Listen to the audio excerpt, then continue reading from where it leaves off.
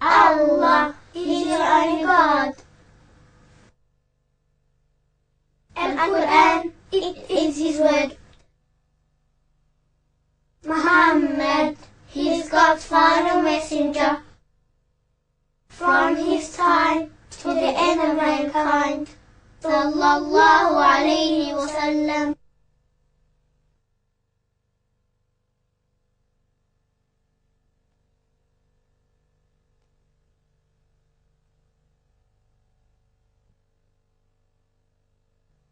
بسم الله الرحمن الرحيم لم يكن الذين كفروا من أهل الكتاب والمشركين منفكين حتى تأتيهم البينة رسول من الله يتلو صحفا مطهرة فيها كتب قيمة وما تفرق الذين أوتوا الكتاب إلا من بعد ما جاءتهم البينة وما أمروا إلا ليعبدوا الله مخلصين له الدين حنفاء ويقيموا الصلاة ويؤتوا الزكاة وذلك دين القيمة إن الذين كفروا من أهل الكتاب والمشركين في نار جهنم خالدين فيها أولئك هم شر البرية إن الذين آمنوا وعملوا الصالحات أولئك هم خير البرية جزاؤهم عند ربهم جنات عدن تجري من تحتها الأنهار خالدين فيها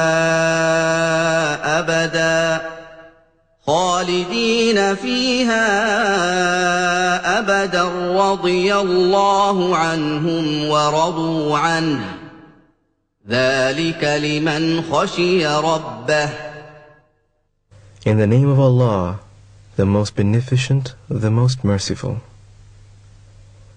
Those who disbelieve from among the people of the scripture and al-mushrikun were not going to leave their disbelief until there came to them clear evidence. A messenger from Allah reciting pure pages, wherein are books right and straight. And the people of the scripture differed not until after there came to them clear evidence. And they were commanded not, but that they should worship Allah, and worship none but Him alone, and offer prayers perfectly, and give zakah, and that is the right religion. Verily those who disbelieve from among the people of the scripture and al-mushrikun will abide in the fire of hell. They are the worst of creatures. Verily those who believe and do righteous good deeds, they are the best of creatures. Their reward with their Lord is gardens of eternity, underneath which rivers flow. They will abide therein forever. Allah well pleased with them, and they with Him. That is for him who fears his Lord. Assalamu alaikum wa rahmatullahi wa barakatuh. May Allah's peace and blessings be on each and every one of you. This evening's presentation, which begins a series of lectures, is on my way to Islam.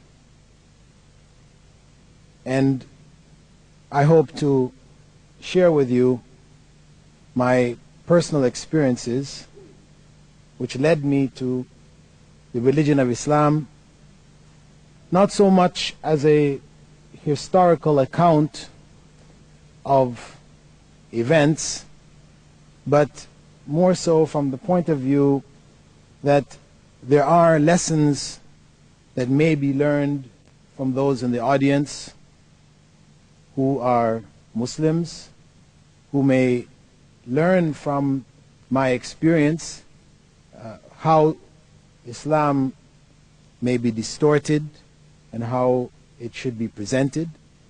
And for those in the audience who may be non-Muslims, perhaps some of the things which I reflected on, some of the experiences which I went through are shared experiences, and perhaps it would cause them to reflect as I reflected and have a look at Islam as a viable alternative to whatever systems or beliefs they now hold. I was born in Jamaica, which is an island. I'm sure most of you know about it. It seems to be most important for reggae in the world of music, and rum for those who are into drugs. It is also known as an area of tourism.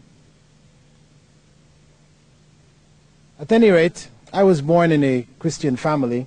My mother was an Anglican, my father a Presbyterian, and my father's father was one of the leading church scholars there in Jamaica. He had learned Greek and Hebrew and was quite a figure. I didn't spend much time in Jamaica. My parents migrated to Canada when I was quite young. So I really don't have too many recollections of religion beyond, as a child, not wanting to put the penny in the plate. You know, we all were given coins to take to church, and when the plate was passed around, you had to put the penny or whatever in the plate. And I remember doing so because, of course, parents were there and you couldn't put it in your pocket, but doing so quite reluctantly and wondering to myself, why are we doing this? I would much prefer to use it to buy some candy or something else. At any rate, my parents migrated to Canada. What I can recall of growing up in Canada, primary and secondary education, is having to go swimming naked. This is what has left the biggest impression on me. That all the way through junior high school and high school, all the boys had to go swimming naked. You weren't allowed to swim with swimming trunks unless you had a special permit, you know, something from the doctor, the support of your family, to get you out of it. So we all had to go swimming naked. And of course, showers after gym. It was just a big hall with shower heads, and everybody showered naked. I felt shy about it. I couldn't really understand why we had to do it, but this is what we had to do. Much later in life, I came to realize that there was a philosophy behind this. This was something being introduced as a means of breaking down the feelings of shyness that people naturally hold to exposing themselves in front of others, And it was a product of the Darwinian approach to sociology, psychology, wherein feelings of shyness are looked at as being sickness, a sign of some kind of mental problem.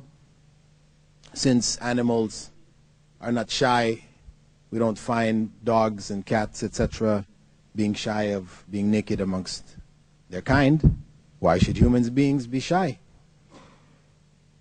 At any rate, with regards to Christianity, during my primary and secondary levels of education, Christianity was Sunday school. Sunday school was where you met girls and arranged parties. So, in terms of religious instruction, I guess it was going on, but most of us as children or young people were oblivious to it. In terms of Islam, what I saw of Islam during that period, what I can remember, there was one song called Ahab the Arab. Later on I came to find there's no Arabic name called Ahab. There's no Arabs by the name of Ahab, but this was the name of the song, Ahab the Arab, Sheik of the Burning Sands. This is what I remember. Cartoons, the image of that Arab riding on the camel with the sword in one hand and the Quran in the other.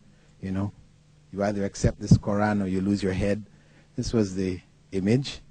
And in terms of reading, the only reading material I can remember really is the 1001 Nights, which was basically a book of pornography, about the sexual lives of the sultans and the caliphs. My family, after I completed high school, migrated to Malaysia. My parents were there with the Colombo Plan. Both of my parents were teachers, and they were there helping the Malaysian government in their educational program.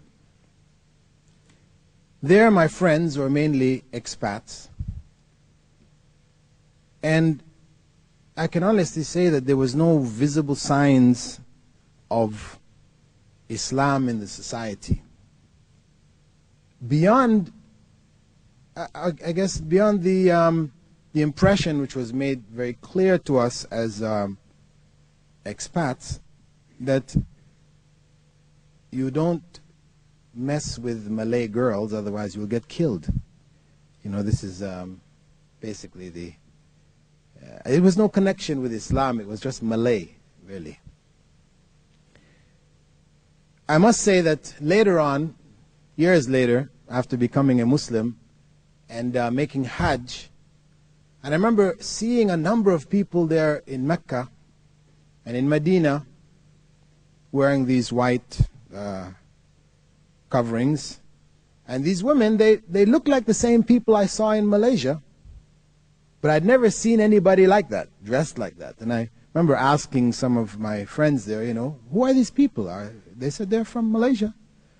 I said, well, I never saw anybody like that. Well, they explained to me that in Malaysia, the women didn't dress like that. Just as I saw them was how they dressed, wearing the cultural garments that they wore. And they would carry their Islamic dress in a bag to the mosque if they went to the mosque, and then they would put it on when they went inside the mosque. So I never saw that garb because people didn't wear it openly in the society. During this period, my mother and father adopted an Indonesian boy whose name was Aus Suleiman. His name was contracted to Westman. He was born in Malaysia, but was from Indonesian parentage. And because of the fact that at the time, and it may still be the same policy, I don't know, that Indonesians who were born in Malaysia would not be given an opportunity for higher education, beyond high school A levels. They wouldn't be given a chance to go to university colleges. So my mother had taken a liking to this particular boy and was concerned about the fact that he didn't have any future and wanted to take him to Canada so that he would be able to continue his education. But the Canadian government insisted that the only way that he could be taken was if he was adopted. So my parents adopted him. And myself, my brother and sister lived together with him for some years there in Malaysia before going to Canada. Now, here was a Muslim element in my family, but which had no real impression on me because of the fact that my adopted brother, and of course I should mention that according to Islamic law, adoption is not permissible, but at any rate, this is what happened. His father was dead and my parents took him in, and his name was changed. His family name was changed to our family name. But he was a quiet and shy Muslim. He never said anything to us about Islam. Sometimes we'd open his room door, and if he happened to be praying near the door, the door would bounce him in the head whilst he was in prostration. We'd close back the door and speak to ourselves and say, what's going on? What is he doing in there? We'd wonder, we'd see him on the ground, with his head on the ground. But we were ourselves embarrassed to ask him about it, and he never said anything to us. So, though he was Muslim within the family, if my mother was preparing food and, we all ate pork, well, she prepared fish for him. We understood that he was eating different things than we ate. And during the month of Ramadan, my mother would get up early and prepare suhoor for him. So he fasted. He prayed. He did his basic Islam in the family, but he never said anything to us. For myself, while going to school there, I got involved in music. I came to be known at that time as the Jimi Hendrix of Sabah, emulating his style of dress and the type of music that he used to play. So I had my own rock group there. And this was basically the focus of my life until I finished off high school and decided to go back to Canada to further my education on a tertiary level, which is in university. I was accepted in University of Simon Fraser, and there I went to do a degree in biochemistry. Simon Fraser University at the time was one of the more experimental universities in the sense that they were introducing the credit hour system, which was not followed by the other universities across the country. They were following the British system of a single course throughout the year. And at the same time, what you found there was really a great looseness in the whole structure of the university. And there were a number of American students in this university who had come up to the university, and their ideas were influencing the students at the university. And what we found there is that in the liberal arts program, sociology, the humanities, sociology, psychology, and anthropology, the professors were from the Timothy Leary school.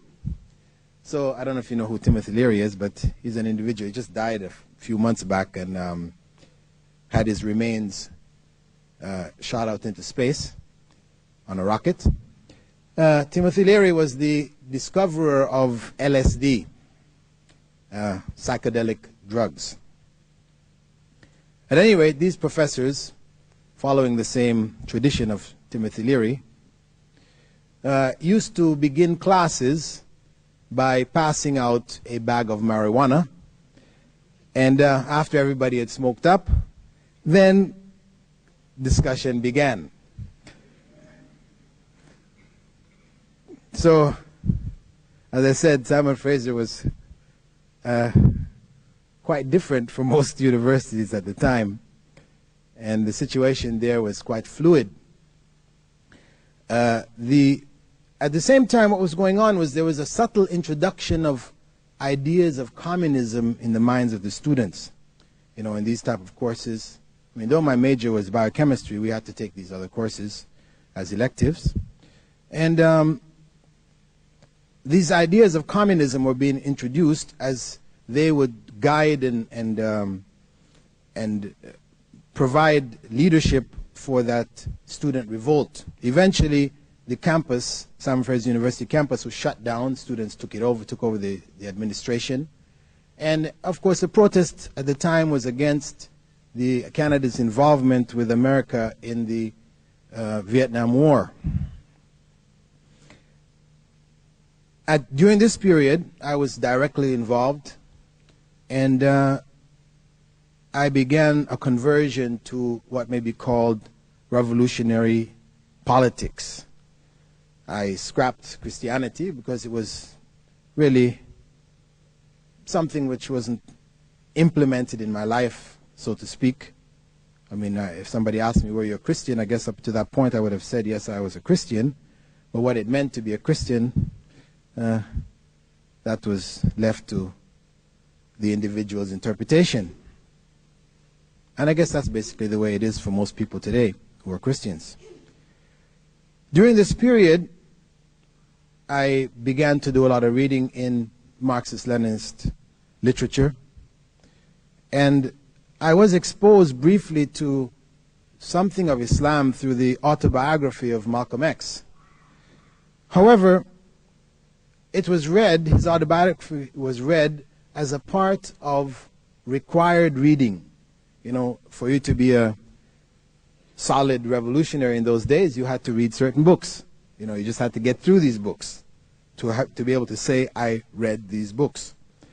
So I read it amongst the books. I mean, there was some interesting information probably regarding his early life in terms of the type of racial injustices which existed in America, which awoken me more, along with other books of this type, to the oppression which existed in Western society, and made me more open to embrace the communist ideal of a just society. Communist banners of equality, justice, and fair distribution of wealth, etc., was very attractive at that time. So I converted to communism.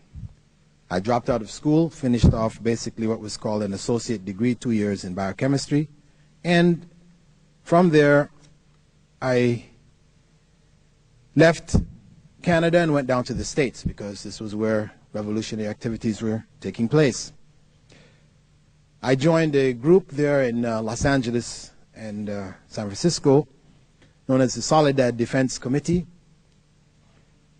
which was basically involved in gathering funds for a court case which was going on at the time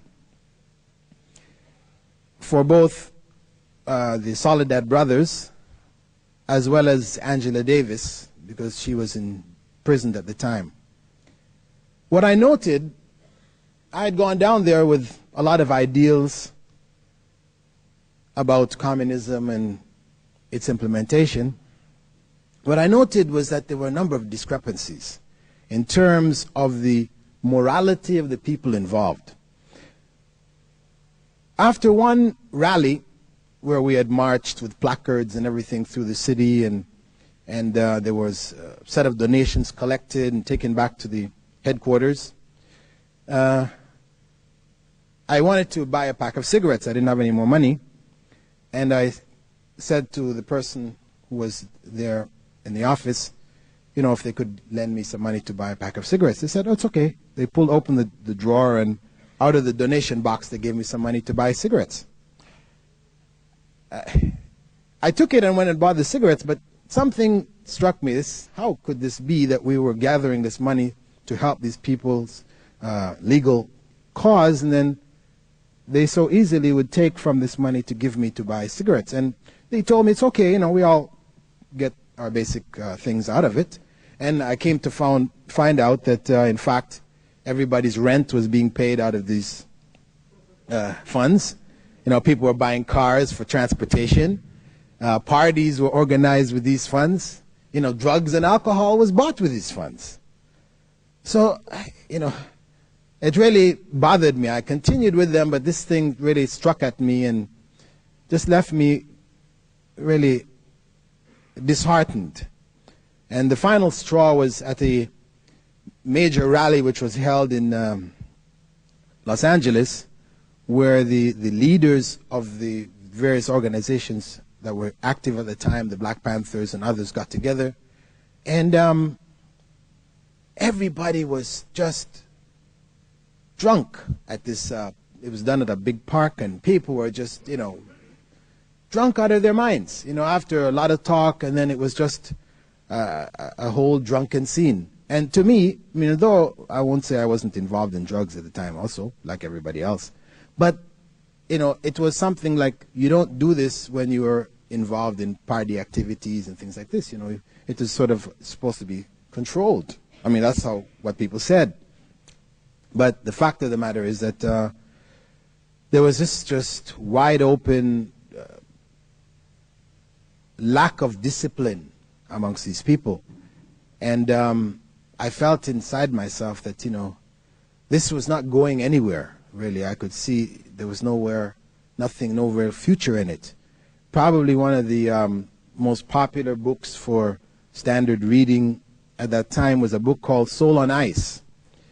The person who wrote it, who was a member of the Black Panthers, he wrote this book which was basically about raping white women.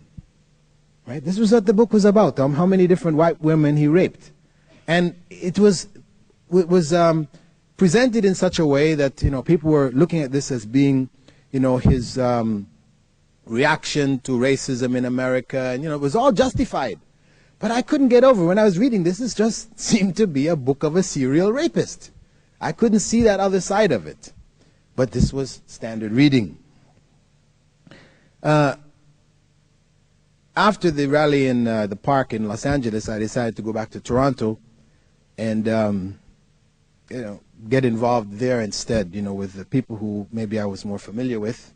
I went back and joined an organization there called Black Youth Organization, which worked with the Black Students Union and University of Toronto campus.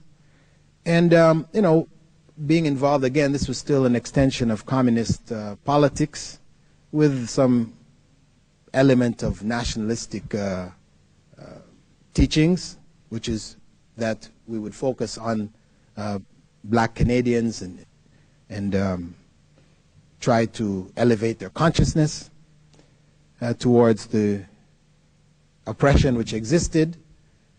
But again, I found myself in a situation where it was mainly students and young people talking to young people. We weren't really affecting anything in the society. And I could say probably my biggest exposure here was to further reading to books of famous writers of the past.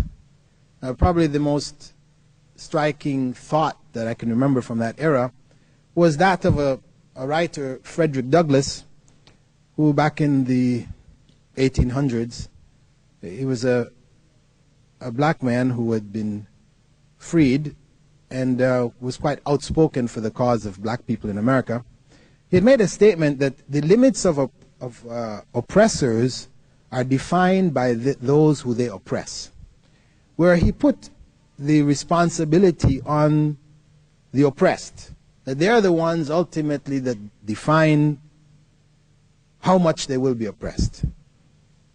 That left a sort of an impression on myself, in that it sort of indicated that the state of a people is determined by their own consciousness. If they don't want to be free, if they don't want to be liberated, they don't want to be educated, then they won't be. You really can't make people free. People have to want to be free. During this period, I had some exposure to Islam. We had a standard movie that everybody had to watch, known as the Battle of Algiers, which documented the Algerian struggle for independence. And of course, the battle cry during that struggle was Allahu Akbar. There were women wearing hijab and hiding weapons under their outer garments, and so there was something of Islam there.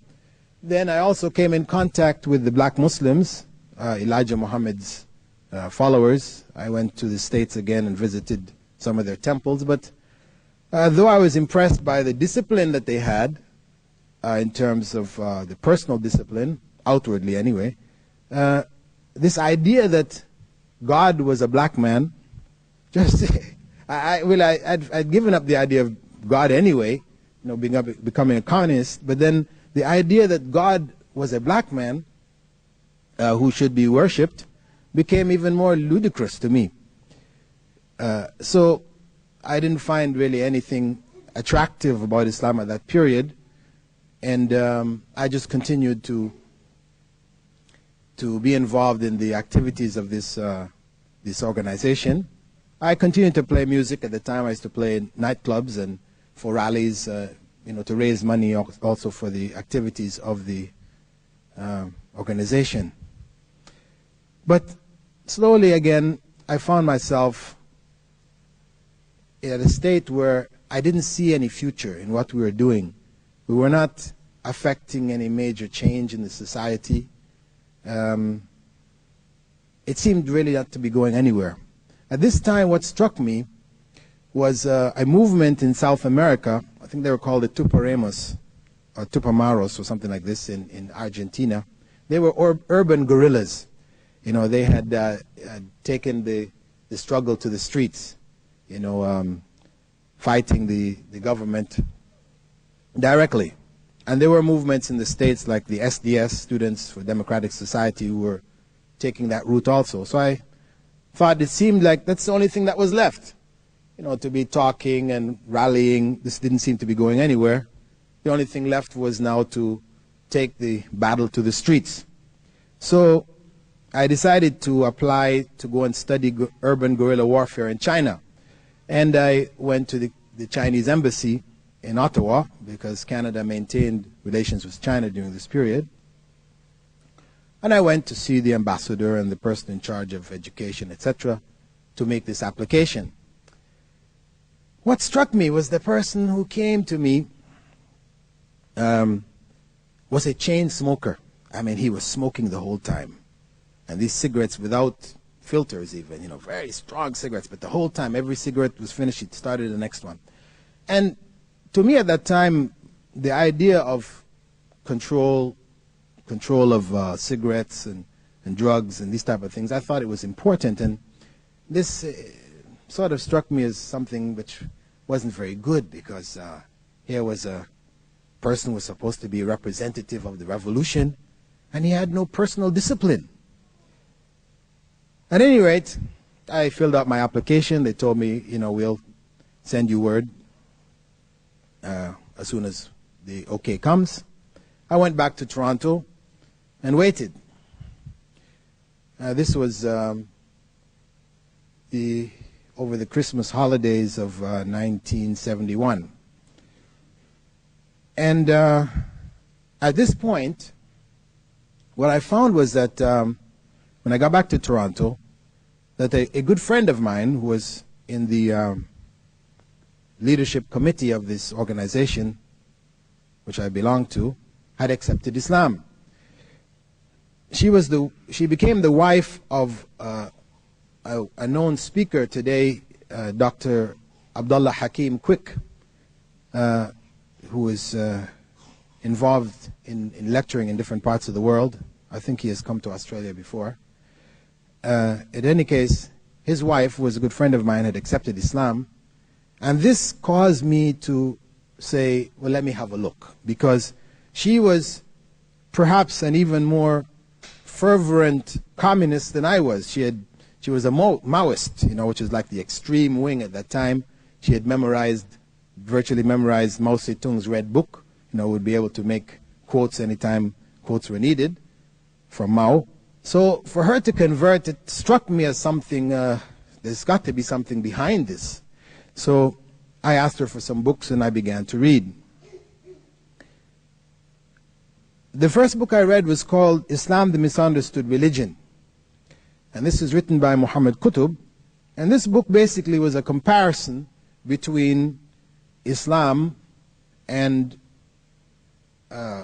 all of the other systems that were out there, Christianity, communism, capitalism, socialism, from a social point of view, a political point of view, economics, from all of the various aspects. And after reading that book, actually, I was convinced that Islam really had the best program for human society, for establishing justice, etc., in human society. I continued to read towards understanding Islam by Maududi and other books, and I became more and more convinced of that reality that Islam really did have the best program, but the concept of God was something which just didn't reappear, merely because you would like to believe, you just start to believe. Having denied God for some years before, it would take some time before belief in God was something which became a part of my life again. And actually the turning point for myself, having reflected and discussed, etc., about God and belief in God, it came for me at a time when, in the commune in which I lived, I had my own room, and I had a lot of books. And sometimes people would come in and borrow the books and read them in my room. I didn't allow people to take them out of the room. They would come in and read them, sit at my desk and read. And on one occasion, I was lying on my bed, and some people had come in, were sitting at the desk reading. And I'd gone into a state which was sort of between waking and sleep. I was aware of the people in the room, but yet I was dreaming. And I saw myself going into this warehouse with a bicycle of mine. I was walking it into this warehouse. And the further I went into the warehouse, the darker it got. And I started to get this feeling of fear because of the fact that, I guess maybe I had a fear of darkness, but the further I went in, the more this feeling started to overcome me that perhaps I may not be able to get out of this place. I would continue to turn back to make sure that the entrance through which I came was still there. And each time I turned, I could still see it, though getting smaller and smaller. Eventually, I turned around and there was no entrance. I was in total blackness. And I got this fear, which basically was saying to me, if you don't get out of this, you will never get out. It was, I guess, a fear of death or whatever, but I was just overwhelmed by it. And I wanted to get out, so I started to scream. I was aware of the people in the room. I started to scream out to them, help me, but words wouldn't come out. They were stuck in my throat. So they couldn't hear me. I wasn't able to get out of the situation. I kept screaming until I reached the point I realized there was no way out. I was lost, totally. And at the point when I realized this and I gave up, I woke up. And I sat and thought about this. That to me, it was like confirmation that there was a force beyond me. Confirmation of the existence of God, in that I wasn't able to get myself out of that situation. The people in the room were not able to help me. That were it not for that which was beyond me getting me out of that situation, I couldn't have. So that had a marked effect on me. Shortly after that, I decided to accept Islam. And when I was taught how to pray, the sujood in particular, I realized that my adopted brother was a Muslim. At that point, I was happy on one hand, but I was shocked on the other hand. That he had understood all of this and had all of this all these years and had never said anything. I went out to Ottawa because my parents were there and he was there studying with my parents in university. He was very happy to see me. I was happy but upset. I was upset with him because I told, why? All these years you're with us, you never said anything. he said that, he felt embarrassed because for him to say anything to us that might influence us to become Muslims, he felt it would be a disservice to my parents who had helped him, and, he just felt shy about causing any problems in the family. But I told him, of course, that he has an obligation to God, and that obligation is above all else. If he had that knowledge, he should have shared it with us, given us the ability or the right to make the choice for ourselves. At any rate, after that, I returned to Toronto and began to study Arabic and Islam. I continued to play music for a little bit. Nobody told me it was haram or forbidden, but at that point, I found myself there in nightclubs playing with the other members of the group. Everybody else in the group is high on drugs, and I'm playing into a club where everybody there is drunk, and it's like I was in another world. I was amongst them, but I was not a part of it, and the corruption that was there was so obvious to me. I felt myself out of place. I shouldn't be here. So, it wasn't too long after that I decided to just pack it in. I sold all my musical equipment, records, everything, and just, got out of it and started to focus on studying Islam. At this point, I traveled to England. I joined the Jamaat Tabligh because they were the most active Islamic group at the time. There was a particular individual known as Colonel Saab, or Colonel Amiruddin from India, who was very, very vibrant personality, and he took a group of us to England for the first major ijtima there called the Sheffield Ijtima. And I spent about 3 months in England with the Jamaat Tabligh. I was going there for 7 days. This was initially what my commitment was, 7 days. But, they have a way that they make you make sacrifices that you don't necessarily want to make at the time. So I ended up being there for almost 3 months.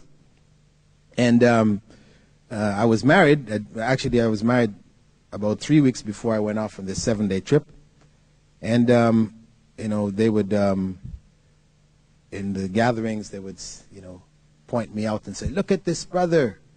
Look at the sacrifice that he made. He just got married. He's out with us, and he's spending this time, and he's going to spend even more time. And, of course, after saying that, I was obliged to spend, another couple of weeks, till eventually it became 3 months.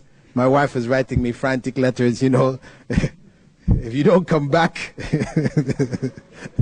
Finally, I managed to extricate myself and get back before my marriage was destroyed. At any rate, that was a learning experience for me. I had gone there with the intention of increasing my knowledge about Islam. Alhamdulillah, Colonel Amiruddin taught me tajweed, proper recitation of the Quran. And I had been told there that in England, in the many mosques that they had in England, there were scholars in each mosque there who you could learn with. So wherever I went, whenever we stopped at any of the mosques, I would sit under the scholar there and take my notes, asking questions, etc. And I came back, and when I came back to Canada, I announced to my wife that we are now Hanafis. And she said, what is a Hanafi? Well, I explained to her that, we are Hanafis, because the Jamaat was teaching that, of course, you had to follow a madhab. You had to follow one of these schools of Islamic law. And though they were all the same, somebody will come along and tell you, well, the greatest Imam was Imam Abu Hanifa. He was the first. Most Muslims are Hanafis. So then we're all Hanafis. So that's the best thing to be. So then I became a Hanafi and informed my wife that she should be a Hanafi also. Whilst I was there, I also learned the prayer for women, because the Hanafis teach a separate form of prayer for women. So it's quite a tricky form of prayer. I don't know if there are any Hanafis in the audience here, but if you ever if a woman has to learn how to pray, if she hasn't learned how to pray the Hanafi way, for women, special prayer, it's quite tricky. It involves a certain, gymnastic ability to some degree. And at any case, I learned it so I could teach it to my wife, and I taught it to her. And after that, we moved, and we're living next to the masjid in the house of a brother. We had rented an apartment. His brother Mahmoud Khayal, who was originally from Egypt. His father had been a scholar in Egypt and was part of the Ikhwan movement, one of the students of Hassan al-Banna. And I started to learn Arabic from him and fiqh. We started to look at the books, and he was explaining to me different things. And then I started to find these discrepancies between what I was now learning and what I had learned when I had gone on Jamaat Tabligh. Of course, he was from the Shafi'i school of thought, and he explained that this is the Shafi'i position, and here's the evidence for it, etc. And I started to see these differences, which led me to believe that I needed to go and learn Arabic thoroughly and study Islamic law from the sources myself. So I applied to go and study in Saudi Arabia to University of Medina, and I was accepted there and began to study. I completed a BA in Usul al-Din, or Islamic Studies, and following that I went to Riyadh and did a master's in Islamic Theology. When I went to Riyadh, my parents actually were there before me. They were there teaching, because after having left Malaysia, they came back after I left, came back to Canada. From there they went to Nigeria, to northern Nigeria, where they taught for some years. They went to Yemen after that, and then they came out to Riyadh and had began teaching there at a school called the Minaret Schools. And I was invited whilst doing my master's to start teaching their Islamic studies. So I took on this responsibility of teaching students, mainly who were expatriates, because it's an English medium, expatriates working there. Their parents had studied in America or England, and who wanted their children to continue in English medium. Most of the students were Western, from Western background. So the previous Islamic studies teacher, who was originally from Pakistan, they brought him there to teach. The students just wore him down. They were thoroughly westernized, and he just couldn't handle them, because in Pakistan and India, students are quiet. The teacher speaks, the teacher comes in, everybody stands up, and they're quiet until the class is over. Whereas people in America, they've learned this there's a sort of rebellious kind of attitude amongst the students. They like to talk in class, and if they find a teacher is weak and doesn't have a strong personality, then they'll just chase them out of the classroom, either by throwing spitballs at them or whatever. At any case, this individual, he didn't last more than half a term. He packed his bags and left. So they asked me to step in. And of course, having come from a Western background, I really knew how to deal with the students. So we developed a good rapport, and I continued to teach there. And in the course of teaching, of course, I came to realize that there was a major lack of materials in English to convey the type of basic information which I felt needed to be conveyed about Islam, which was not from a particular madhab point of view, but an open approach to the presentation of Islamic teachings. So it required me to start to do a lot of writing, preparing notes for the students, and eventually I prepared some books and tried to publish them back in 1981, but I wasn't successful. Couldn't find a publisher. And it wasn't until about 1985 that I published the first two books. One was called Polygamy in Islam, and the other one was called The Devil's Deception of the Shia. I mean, these two books were addressing particular problems which existed at that time in America. Polygamy from the point of view that when a person is a Muslim or a convert Muslim, the first thing that non-Muslims like to ask is, why do Muslim men have 4 wives? This was the first question. So I felt it was important to write something on that topic. And the other problem was that of Shiaism, which was being promoted, because this was after the revolution in Iran, was being promoted very strongly in America amongst convert Muslims. This was an unfortunate situation, because the revolution on one hand was claiming that we're all the same, we're all Muslims, no difference between Sunni and Shia and so and so. But at the same time, the Shiites would focus on Muslims to convert them to Shiaism. So it seemed to me to be definitely a devious approach, because on one hand they were saying there was no difference, but on the other hand they were trying to convert ignorant Muslims to Shiaism, as opposed to going to non-Muslims and clarifying for them what Islam was. During this period, I also began to, once I finished my master's at Imam Ibn Saud University, or King Saud University, I began a PhD in University of Wales. And the focus of my PhD was that of exorcism in Islam. A lot of people were asking me, why exorcism? Couldn't you find anything else to write about? For me, I began this study of exorcism, which involved, traveling to different parts of the Muslim world and investigating, because it was something which was out there, which, though I had studied all the way up to a master's level, I really didn't get a clear picture as to what was involved, what is the rights and the wrong with regards to exorcism. So I decided to make that my focus for the PhD. And at the same time, I felt I wanted to utilize it as a means to provide in the Orientalist circles material which was authentic on the spirit world of Islam. The human spirit, the world of the jinn, the world of the angels, because this would become a major part of the thesis. Because anybody researching today the spirit world in Islam, what they find is the writings of Orientalists in which they have gathered the folk tales and myths of Muslim peoples from all around the world, and they've presented this as being the Islamic view of the spirit world. But in fact, it's a lot of confusion, and anybody studying it would come out thinking that Islam has got a very confused concept of the spirit world. So I felt that this thesis would also provide this foundation.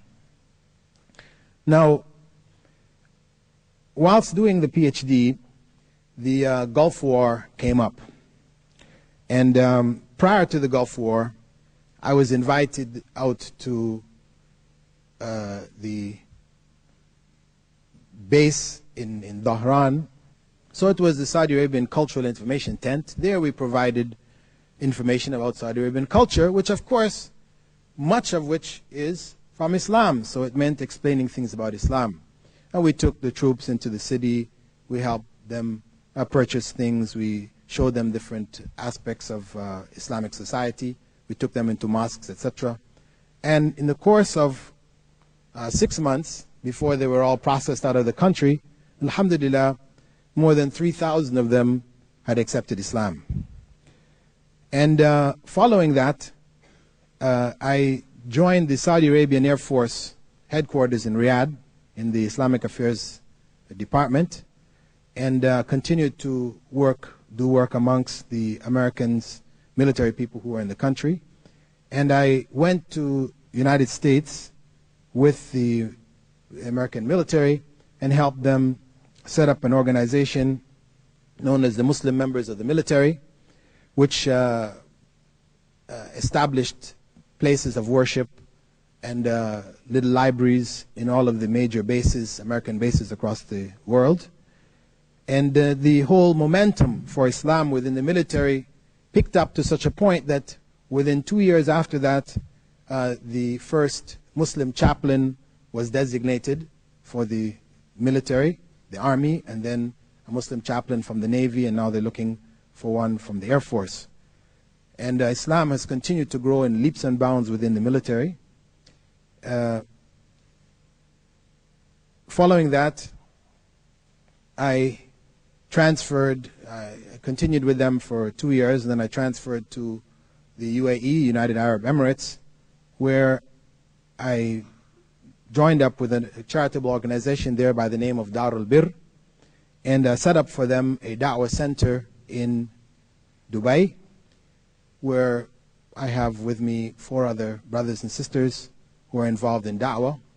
And alhamdulillah, it has been quite successful. We have an average of about a person daily accepting Islam, most of which are from the Philippines, but we have a large number also from India, from Hindu and Christian backgrounds, as well as Americans, because American ships, Navy ships come through there. And we have a channel, a network of people who are helping us. We work with the taxi drivers. Many of the taxi drivers are from Pakistan, Pathans. And when they drive anybody who questions or asks them anything about Islam or anything to relate to Islam, they immediately bring them to our center so we can provide information for them. A number of them also carry pamphlets inside of their taxis. I've also been involved in giving lectures about Islam on television, on Sharjah television, as well as Ajman television, 2 television stations there in the UAE.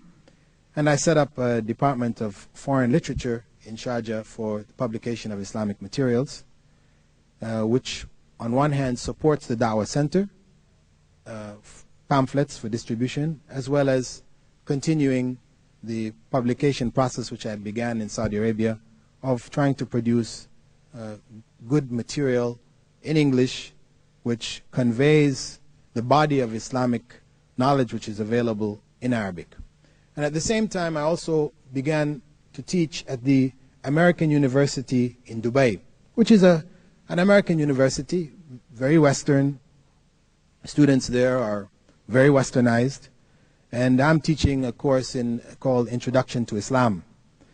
It is, again, an issue of da'wah or explaining Islam to students. Many in my class may be Muslims, but vast majority of them don't pray or fast, these type of things. So for them, many of them have taken this course as like an elective, thinking that it would be an easy few credits, only to find me there, shaking them up, and alhamdulillah, it's been a good experience. A number of them, after the term's been over, have come and told me, well, we started praying now, we appreciate what you had said to us. And so this is basically the activity that I'm involved in at present. Not, of course, to mention lecturing in different parts of the world, here as well as Philippines, Malaysia, England, etc. So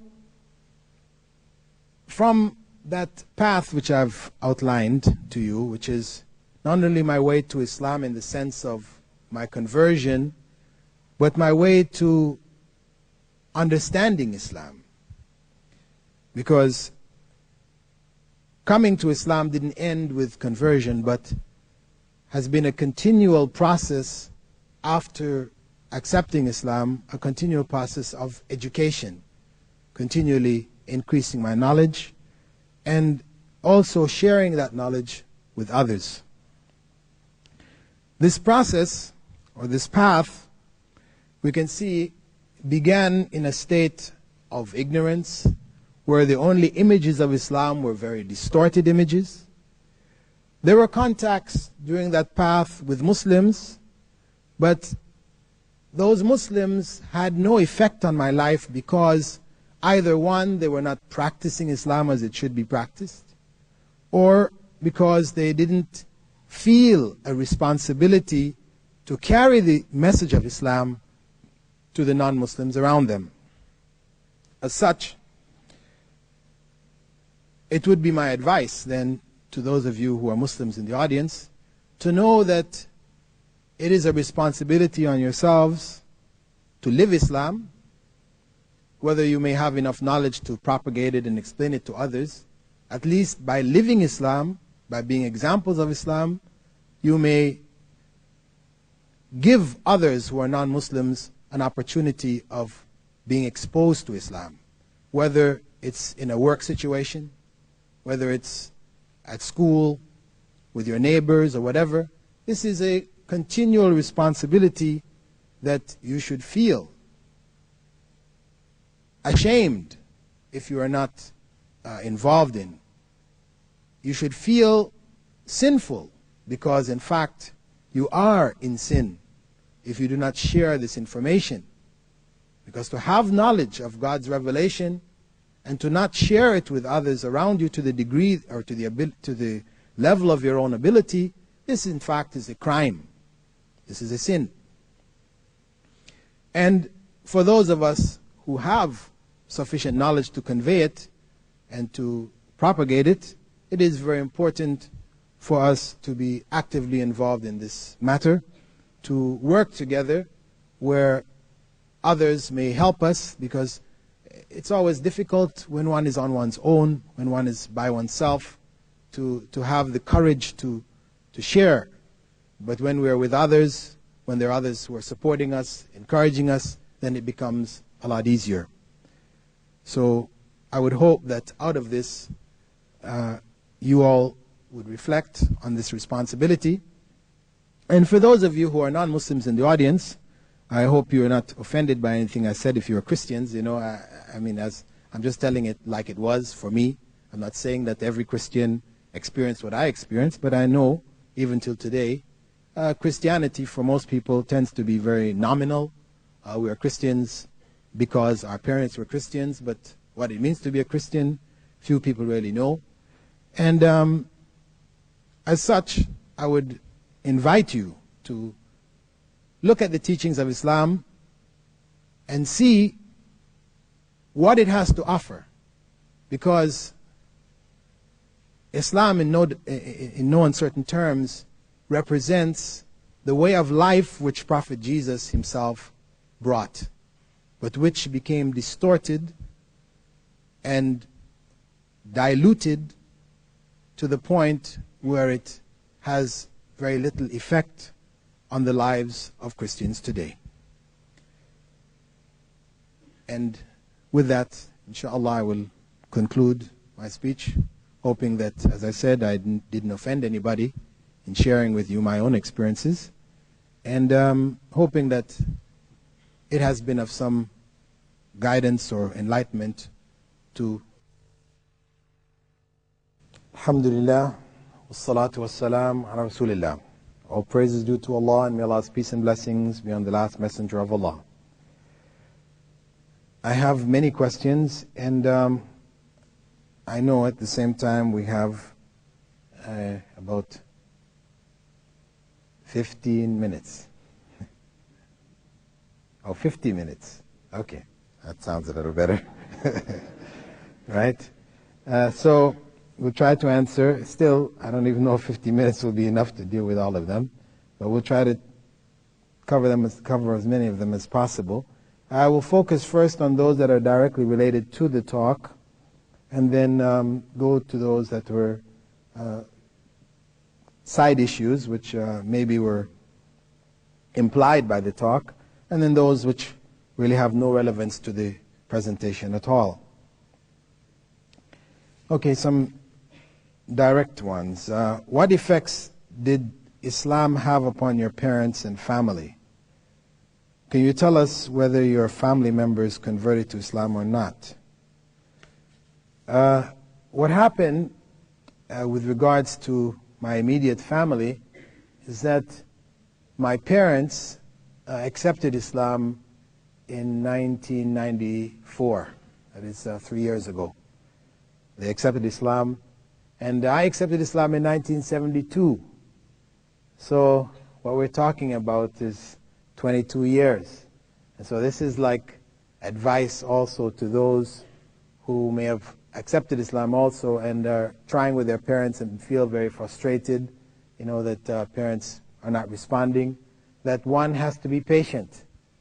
When they're ready, then they will accept Islam.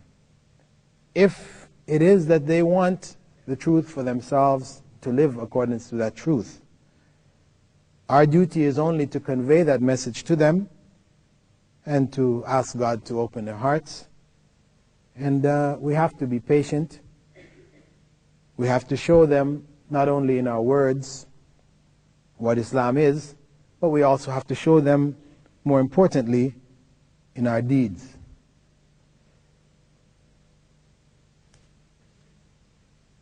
question with regards to my name, you're called Abu Amina. You know, Abu Amina means the father of Amina, meaning that my eldest child, her name is Amina. So I took the kunya, or pet name, Abu Amina. The name which I chose was Bilal. And my family name, Phillips, some people question, well, why are you keeping this family name, Phillips? You know, it's not an Islamic name. Well, according to Islamic law, when a person accepts Islam, they may change their given name, but the family name should not be changed because it represents one's family. When a person becomes a Muslim, it doesn't mean that they no longer are part of the family that they were born into. They're no longer the son or daughter of their parents. So it is not permissible that the family name be changed, regardless of what that family name is. We know when we speak of Prophet Muhammad, may God's peace and blessing be upon him, we refer to his grandfather, Abdul Muttalib, which it means the slave or worshipper or servant of Al-Muttalib, an individual Al-Muttalib, which is, as a Muslim, an unacceptable name. One may not choose this name. To call oneself Abdul Muttalib is a forbidden name. But if that's the name of one's parent, then we're not allowed to change that name. My name prior to Islam was Dennis, and this name I could not keep. There are some non-Islamic names or non-Arabic names which a person may have. John, for example, you know, it doesn't have any bad meaning, so one can keep a name like this, or Mary, you know, or other names from which may be found in the Bible, or whose meaning is not bad. One is not required to change even the given name. But where the name has a bad meaning, for example, for women, the name Diana, for example. Diana is the goddess of love in Greek, Roman mythology. So for a Muslim to have this name is not acceptable. Similarly, Dennis comes from Dionysius. Dionysius is one of the Greek gods of party. So it's not an acceptable name, so I changed this name. But, you know, I remain Bilal, the son of Bradley Phillips. My father's name is Bradley Phillips, and so my name has remained as such. Now, with regards to the rest of members of my family, my brother and sister, who are non-Muslims, neither have accepted Islam. However, the other two members of the group that I was in Sabah, so many years back, I came to find out last year when I went to Sabah that both of them also accepted Islam. They had accepted Islam on their own. One of them had come to Australia and accepted Islam here in Australia, and the other one had accepted Islam there in Sabah. So last year was quite a nice reunion for me with my old friends. Actually, what happened was I was giving lectures in Abu Dhabi, in the UAE, and one of the people who attended the lectures there had gotten some of my books and took them back to Sabah. He was from Sabah. And when his brothers and sisters saw these books and saw the name on it, Phillips, born in Jamaica, from Canada, so and so, they said, I wonder if it's the same, you know, Dennis Phillips who we used to know. So he asked him to come back and ask me, and of course when he asked me, I told him yes, I was, and you know, they were quite overjoyed to hear that I'd become Muslim, and they invited me to come down there for a series of lectures. One of them had become the head of the Sabah securities, Islamic securities organ there in Sabah. And my old classmates, we had quite a reunion, all my old classmates and friends. Some of my non-Muslim friends I had a chance also to sit with and try to give them some encouragement to reflect on Islam with the idea of possibly accepting it.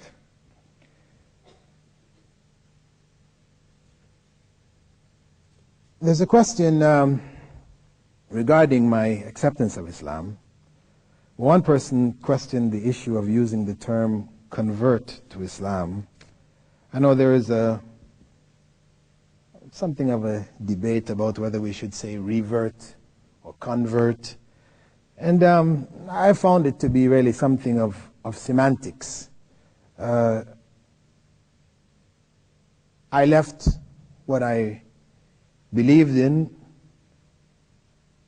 or a way of life which I had inherited, and chose another one. Whatever you want to call it, that's what I did. Another person asked, well, what did you know about Christ before you became a Muslim? To be honest, not very much. Beyond that he was the Son of God, and he was God. As I guess most Christians tend to know. I came to know more about Christianity after having become a Muslim and looking at it again, what its beliefs were, etc. There was another question, why it was that I chose Islam and not seek my answers in Christianity. Well, because I had left Christianity because of the fact that what I knew of Christianity didn't address social ills in terms of dealing with society from a governmental point of view, etc. There was no economic system or anything. I mean, it's just beliefs, an issue of beliefs.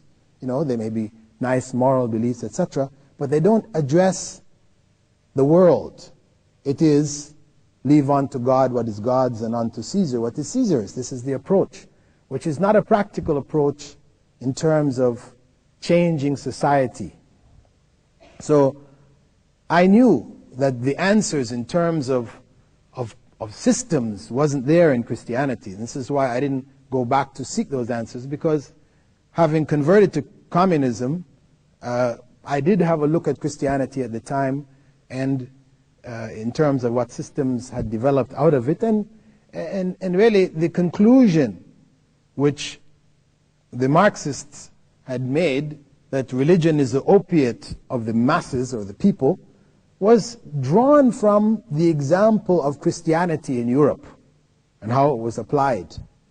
That it was a means of convincing the ignorant masses that their reward is in the next life. Don't worry about this life. The rulers who are over you are by God's will. They are in fact closer to God. It's possible, if you have more money, to buy tickets to paradise, known as the indulgences, which the Pope used to sell during the Middle Ages. I mean, this whole tradition led these philosophers to conclude that religion was the opiate of the people. And that tradition, the Christian tradition, remains the same till today. It doesn't address the ills of society in a solid and reliable way, from my experience. I see it modifying itself with the times.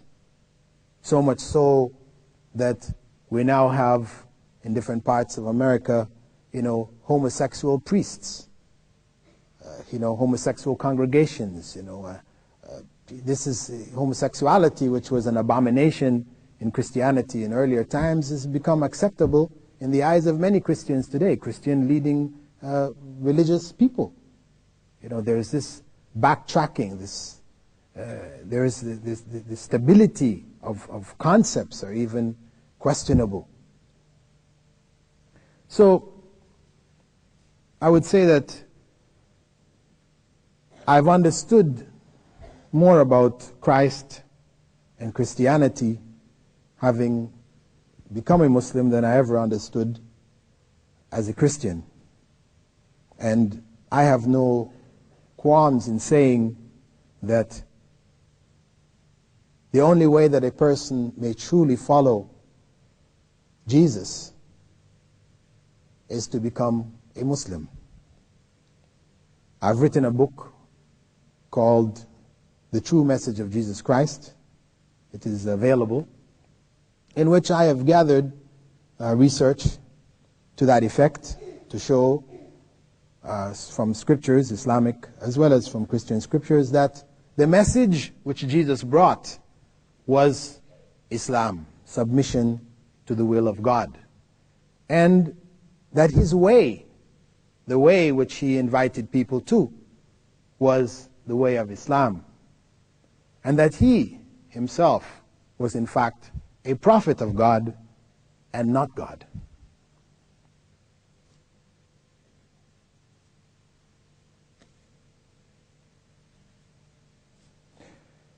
What do you like about Islam in simple terms? The completeness. That it is a total system. It is a way of life which governs all aspects of my life. It provides guidance for me in a world of darkness. Prior to Islam, I know I was stumbling about, not knowing which way I was going, just whatever came up, I checked this out, checked that out, stumbling, bumbling, back and forth. Islam provided stability, it provided a clear picture with regards to what this world is about, where I should be going, and what my goals should be. So it has given me inner contentment. I don't feel at ease that I still have to go and find. No, I feel that I've found the truth, and I really have no doubt about it. I tried to study it as deeply as I could, not merely accepting it and just going along with what everybody said, but having studied it academically. I really, as I said, have no doubts about the fact that Islam is the way of life which God has prescribed for human beings. A question regarding the soldiers as to why so many of them accepted Islam. The fact is that there were many reasons. Some of it was that they were exposed to Islamic society or Muslim society, which, though it has its weaknesses, no one is saying that Saudi Arabia is the ideal Muslim society. It may be quite far from it, but there are strong elements of Islam there in the society. And this had an effect on a number of the soldiers. Some of it may be from the very customs of the people. I know a number of them told me that when they were out on the desert in maneuvers, with their full battle gear and everything, they'd be out on the desert and they would come across a tent with a few camels, an individual Bedouin out there on the desert. And the first reaction they expected was that this person would run in horror from them. They were all geared down with all their stuff. But they found instead that the individual would beckon to them to come over. Come and sit down. And they would come up, sit down. You couldn't distinguish the men from the women. Everybody's all geared down. And he would strike up the fire and put on some tea, offer them some dates.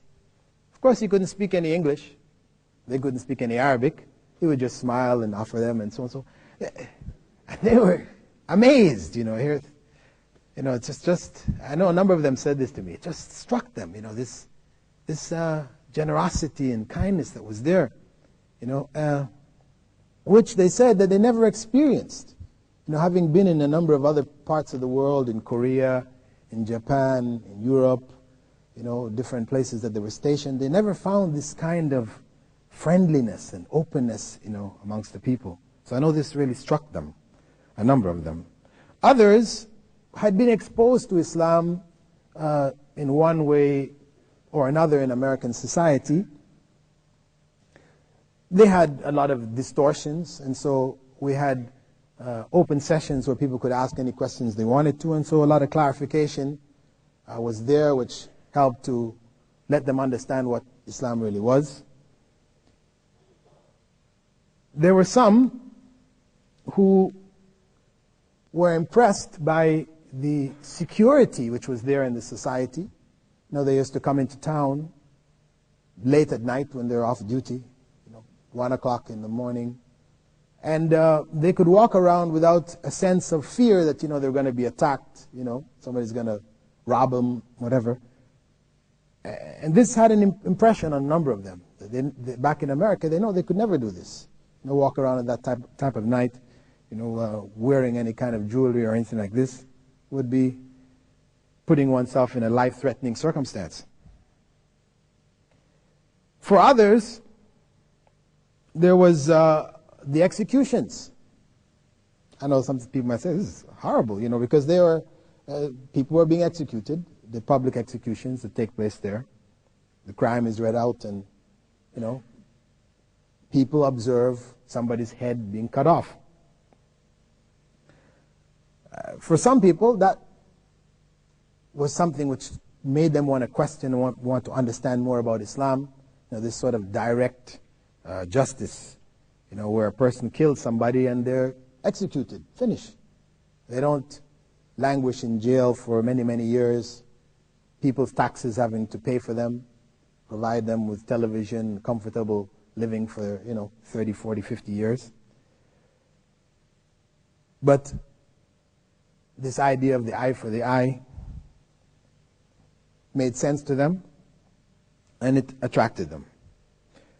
For a number, it was the issues concerning women. Many coming there had the impression that women are, so oppressed in Islam, and also seeing the women wearing these abaya, the black abayas, totally covered, walking through the streets. The troops had developed a title for them, as you have UFOs, unidentified flying objects. They call them the UBOs, right? The unidentified black objects, So, they were curious as to, what was behind all of this. So, for a number of the women, they were taken into Saudi homes and they got to meet Saudi women and discuss with them. So they were educated, could speak with them, etc. And they came to understand that Islam's position was one of protection as opposed to one of oppression. For some, it was the issues of prayer and how the prayer was. That when the time for prayer came, the stores all closed and people went to prayer. A number of them had been told that the mosques were off limits. They shouldn't, go near them. But, we invited them to come to the mosque. We took them in, let them go and see what's inside the mosque, because by telling them it was off limits, it sort of left it as a big question mark in their minds, what goes on inside there. So it was quite impressive for a number of them to come in and see. It was such a simple kind of atmosphere. There were not a whole bunch of pictures and statues and things like this, but just a carpet, and they saw how the prayer was, etc. And this had an impression on a number of people who were there. For some people, it was an issue of religious discussion. Although in our main tent we didn't really entertain that much in the way of direct religious discussion. If the topic was light, we would give light clarifications. But if it got really heavy, people wanted to get into Bible verses and all this type of things. We had a second tent, which was next to our main tent. The main tent, which was quite large, about 200 used to come in at a time, and we'd have these open discussions. Then we had this separate tent. When the people decided they want to get into this deep, theological debates, we tell them, okay, listen, this is a light discussion. If you really want to get into deep theology, then we have the other tent. You can go over into this other tent. Well, when they went into the other tent, they were greeted by this Sri Lankan brother, very tall, imposing brother with a big beard and usually wears sunglasses. He looks like a holy man. He has that holy man look about him. Who was he had originally come to Saudi Arabia, as a Christian missionary, having studied, and in a seminary, and having understood that the last frontier were the Muslims, right? And particularly the Arab Muslims, and particularly in the Gulf, in Saudi Arabia. Because this is a place where it's just absolutely no conversions. So he was, one of these kind of pioneering kind of souls. He felt, this is where I'm going. So he got a job as an accountant, because he had been trained accountant, but his real role there was missionary work amongst the Arabs. And when he got there, of course, he got himself a Quran because he felt he wanted to be fully versed. He had studied it when he was doing his basic studies. When he converted, he decided to convert. One of the organizations in Qasim, which is involved in explaining Islam to non-Muslims, took him out of his job, provided a source of income for him, and gave him a free hand to spread the word in different parts of Saudi Arabia, in the camps and various organizations that were available for conveying Islam to non-Muslims. Now he was, as I said, from a Christian missionary training. He had a good thorough knowledge of the Bible, and as such, he had the kind of background to deal with the issues that these people were bringing. He would wait for them there. He had 2 suitcases with him. He used to carry 2 suitcases around with him. And these 2 suitcases had in them about 40 different versions of the Bible. So when they would come in and sit down, he would open up his suitcase and say, well, which Bible do you want to discuss about? Many of them would say, what do you mean, which Bible? There's only one Bible. So he'd bring out for them and stack them all up and say, well, we have this Bible and that Bible and the other Bible. That was usually quite intimidating for many. At any case, either he convinced them, after some discussion, or they said, well, listen, okay, we don't have answers, but let's go get our chaplain. He'll have some answers for you, questions, or answers to your questions. So they would go back and bring the chaplain, and alhamdulillah, in the course of discussion, 11 of the chaplains converted to Islam. So these were the basic circumstances under which Islam spread amongst the troops. Some of them, actually, there were other members of their families that were already Muslims. They had curiosity, they were quite open. And to be honest, actually, the vast majority of those who converted were Americans from a variety of different backgrounds. Mixture of men, women, young, old, black, white. Actually, the percentage of white Americans who accepted was someplace around 35%, which is much higher than those who would normally accept Islam in America itself. Which really shows that if Islam is exposed to the American population as a whole, there would be a lot greater response to Islam in America. And we had people who accepted Islam who were Chinese Americans, Indian Americans. We even had some devil worshippers, who had come, who accepted Islam, because actually, the American military recognizes devil worship as a legitimate form of worship. And wherever there are chapels for the Christian sects, then there are chapels for devil worshippers on all American military bases.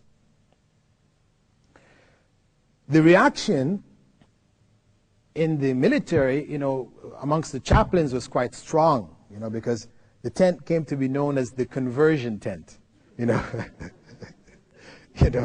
And they tried their darndest to get the military officials to stop or to make it off bounds to the American troops. But the big officers, etc., wouldn't agree with their suggestion because of the fact that they had such a large number of troops, and they didn't have for them the kind of R&R which they normally would have when they're in Japan or, the other places where they could go to discos and, and all this kind of things. These things were not available to them. Women, all this kind of things, it's just not available. So if they didn't allow the troops some outlets, which the troops wanted outlets, they wanted to find out about Islam, meet the people, and so on. So if they didn't allow this, they felt that the repercussions may be much greater, that they may, commit some crimes in the society, and which would create, major problems for themselves. So, though I'm sure they were not necessarily happy about, conversion of American troops to Islam, they really didn't have too many options given the circumstance, because after they left, according to American military records, this is the first place that Americans troops were stationed, and they left the country without any quote-unquote war babies. War babies. Americans, when they came to to Asia during the Vietnam War, they left behind, in Vietnam, in Philippines, in Korea, in Japan, in Thailand, war babies. I mean, babies who are half American, half of the locals. In fact, there was big cases going on in Philippines right now for the rights of these children. For the first time, they went into a country, 500,000 of them, and went out, and there were no war babies. In fact, the only pregnancies which they found were amongst the American troops themselves. Many of the women that were there went back pregnant. So the tent was functioning right up until they left. And the American military continues to leave the door open for those military people who want to get information about Islam. The British military, on the other hand, were very closed. The officers would not allow us to go and speak with the troops at all. So there were very, very few British military people who accepted Islam.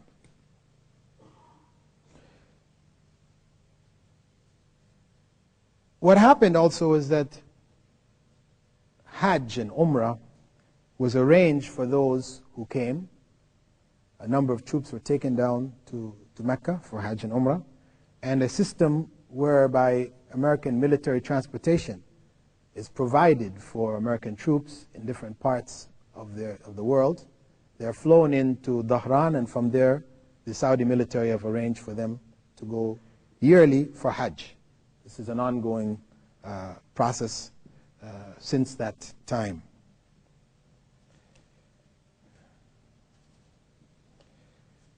Some questions concerning school of thought, because I mentioned during the course of the lecture that initially I announced that I was a Hanafi. One person asked here, are you still a Hanafi? Or do you follow any madhab, I guess, huh? And what did you find in your research about the different schools of thought in Islam? To which school of thought do you belong, and why? Well,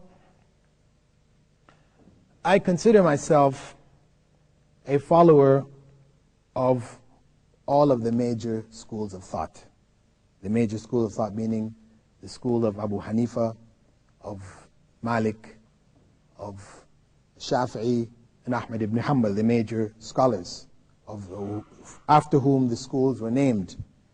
I take benefit from the efforts that they have made, and wherever the authentic evidence supports their positions, that's what I follow. And this was the position held by themselves.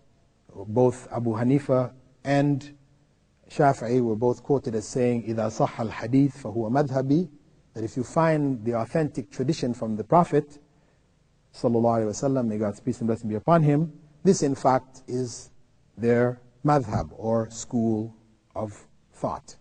So I follow all of the schools without giving any precedence to one over the other, except with regards to where the evidence is. How do I look at them? As I said, I look at them as being the efforts of early Muslim scholars to apply Islamic law from its sources to daily life. They were human beings as such. There were errors in their judgments, which even their own students rejected and corrected. And as such, we are obliged to take benefit from the efforts they made, to follow the rulings that they made where they're correct. But it's incorrect for us to blindly follow rulings, especially where we know that evidence indicates otherwise.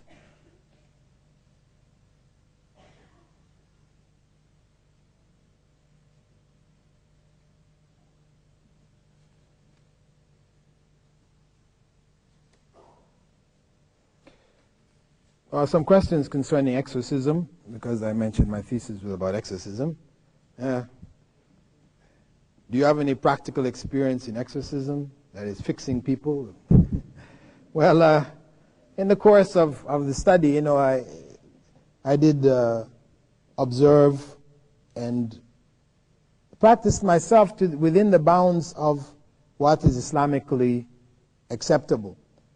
My thesis has been published and it will be sent here, should be available through your local organization, the brothers who have organized this lecture, probably within the next few weeks. Copies will be available, wherein I have identified the parameters of exorcism in Islam, what is acceptable, what is not acceptable. Because there is, of course, a huge tradition of practices which are found in different parts of the Muslim world, which have been attributed to Prophet Muhammad ﷺ, attributed to the scholars of Islam, etc., and portions of which are in fact not supported by the Quran and Sunnah, and represent sort of innovative practices which are not acceptable Islamically. So I've tried to identify the correct view with regards to exorcism. Now, the question which is also asked here, is exorcism permissible in Islam? Yes, as long as it stays within the bounds set by the Quran and the Sunnah, or the way of Prophet Muhammad, may God's peace and blessing be upon him.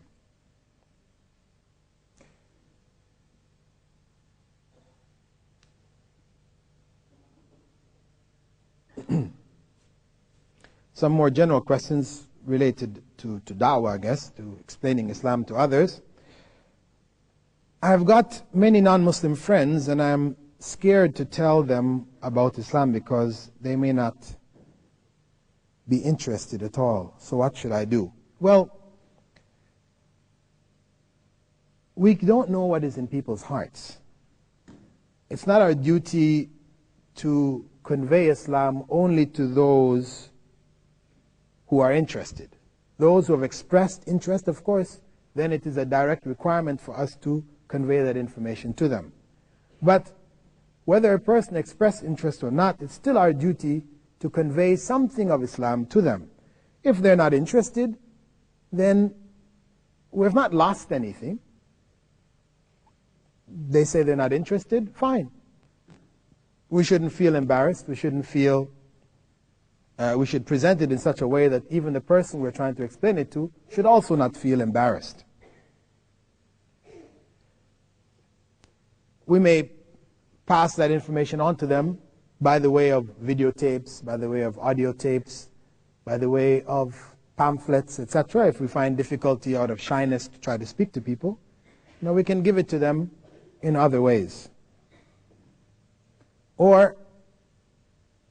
And we should live Islam ourselves by practicing Islam as it should be practiced. We will convey to them something of Islam, because we will stand out. A person who practices Islam in the 20th century will stand out from the rest of society.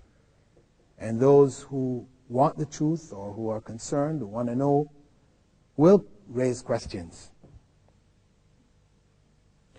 Question: to share Islam with non-Muslims, would we need to have a certain degree of knowledge about Islam? Well, of course, one should have some basic knowledge. I mean, one doesn't have to be a scholar having studied so many years, etc., etc. But one should have a clear understanding of the basics of Islam. And whatever we have of that basic knowledge, we can convey to others.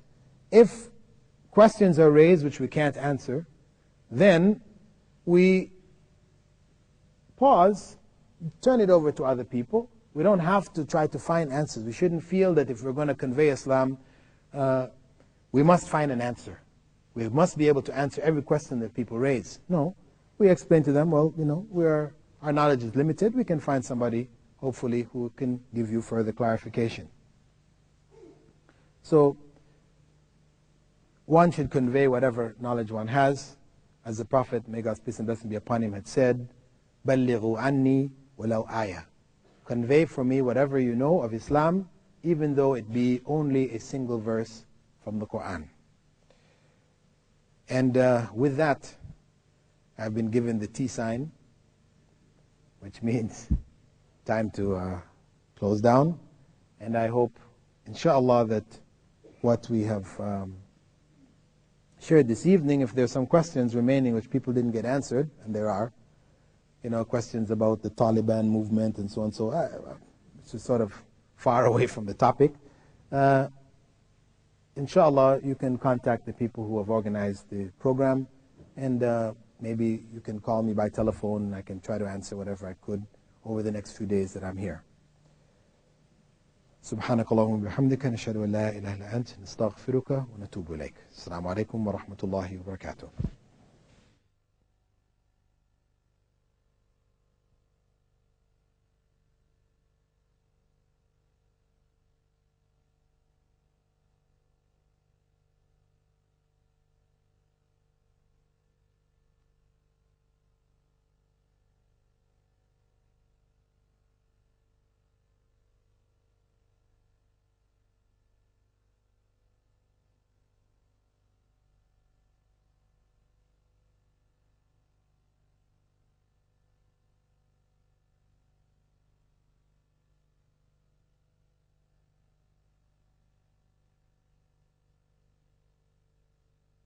بسم الله الرحمن الرحيم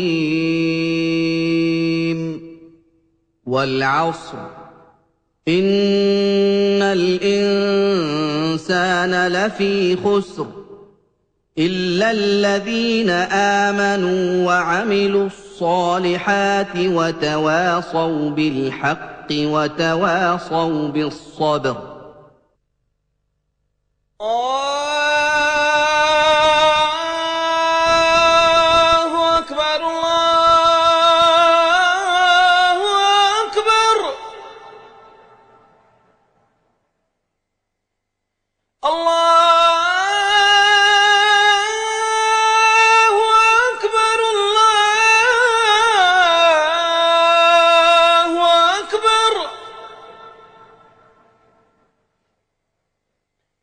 أشهد أن لا إله إلا الله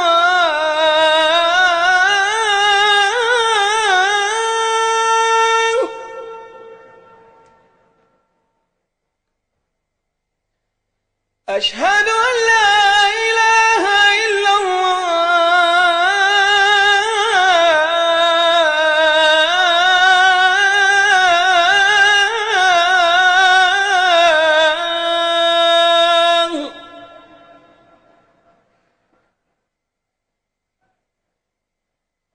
أشهد أن